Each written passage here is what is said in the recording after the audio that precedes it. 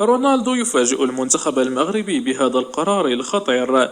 كشفت صحيفة ماركا الإسباني أن البرتغالي كريستيانو رونالدو رفض المشاركة في التداريب الجماعية لمنتخب بلاده لكرة القدم. وأشارت الصحيفة أن رونالدو فضل التدرب بشكل فردي داخل الصالة الرياضية رغم مشاركته التي انحصرت في 20 دقيقة أمام سويسرا.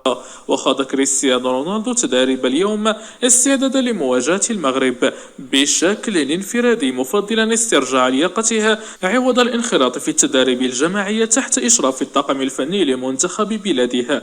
وباتت المشاكل تحيط برونالدو منذ مدة، ما دفع مدرب المنتخب لعدم الاعتماد عليه كرسمي لأول مرة منذ 2008، الشيء الذي عكر الأجواء بينه وبين باقي أعضاء الطاقم الفني للبرتغال.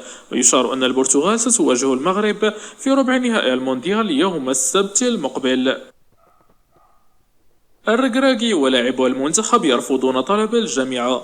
رفض وليد الركراكي مدرب المنتخب المغربي طلب الجامعة الملكية المغربية لكرة القدم مناقشة اللاعبين بشأن المنح المالية التي ستخصص لهم بعد نجاحهم في بلوغ الدور ربع النهائي لبطولة كأس العالم للمرة الأولى في تاريخ الكرة المغربية والعربية.